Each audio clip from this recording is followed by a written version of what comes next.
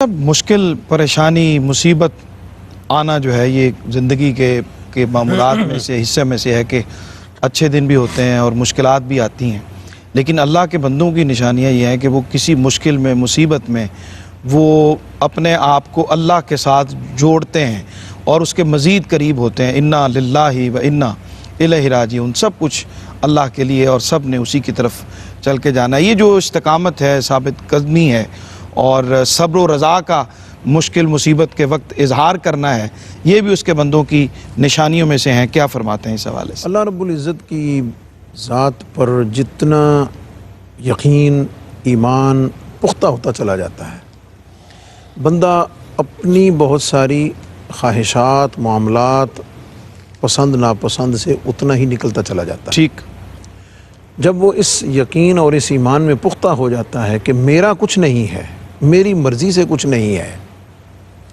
تو وہ یہ یقین کر لیتا ہے کہ انا للہ، ہم بھی اسی کے ہی ہیں، ہم بھی اسی۔ کیا مطلب ہے کہ تیرے سے جو نعمت چھن گئی ہے وہ تیری تھی ہی نہیں۔ اللہ اکبر، یہ اصل سمجھانے کی بات، یہ تمہاری تھی ہی نہیں۔ اللہ تم کس خوش فہمی میں مبتلا ہو گئے کہ یہ تمہاری ہے؟ ہم نے تمہارے ساتھ اس کی نسبت رکھی، تھوڑے وقت کے لیے تمہیں دی، تم اس سے نفع حاصل کرو، تم اس سے فائدہ حاصل کرو، اس کو استعمال کرو، اس سے خیر حاصل کرو، اس کے شر سے بچو، اور اس کے بعد آگے چل دو۔ تم نے یہ سمجھا کیوں؟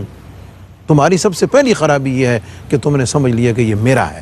تو سب سے پہلے اقرار کرائے کہ پریشان ہونے کی بات نہیں، رنجیدہ ہونے کی بات نہیں، تم تو اپنے سے جدا ہونے والی چیزوں اور نقصانات کے حوالے سے کہہ رہے ہو کہ میرا نقصان میرا۔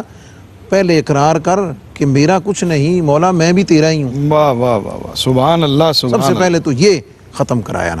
دوسرا، وَإِنَّا إِلَيْهِ رَاجِعُونَ میں حکمت یہ ہے کہ جب اس کی طرف لوٹنا ہے تو حساب و کتاب کے لیے لوٹنا ہے۔ صبر کرو گے تو اجر پاؤ گے، شکر کرو گے تو اجر پاؤ گے، ناشکری کرو گے تو اس کی بارگاہ سے عتاب پاؤ گے۔ اور پھر میں اولیاء جو ہیں وہ اس توکل، ایمان اور یقین کے اعلیٰ درجے پر فائز ہوتے ہیں۔ بے شک، حضور فیض عالم داتا گنج بخش علیہ الرحمہ فرماتے ہیں کہ میرے شیخ کامل کا جب وصال ہوا تو میں بیت الجن میں تھا اور ان کا سر مبارک میری گود میں تھا۔ اس کیفیت میں نے شیخ سے پوچھا کہ حضور مجھے کو نصیحت فرمائے۔ اس وقت یعنی وہ ماحول منظر دیکھیں کہ اس وقت میں ان کے شیخ اپنی زندگی کا محاصل بتا رہے ہیں، ٹھیک، نچوڑ بتا رہے ہیں اپنی پوری زندگی کے تجربات کا، عرفان کا، عبادات کا۔ فرماتے ہیں علی، کسی شر کے ملنے پر، کسی خیر کے ملنے پر، شر کے ملنے پہ رنجیدہ نہیں ہونا، اللہ خیر کے ملنے پہ زیادہ خوش نہیں ہونا۔ کیا بات، یہ سارے کا سارا اس اسی کا ہے۔ سبحان اللہ، جو کچھ ہے سب اسی کا ہے۔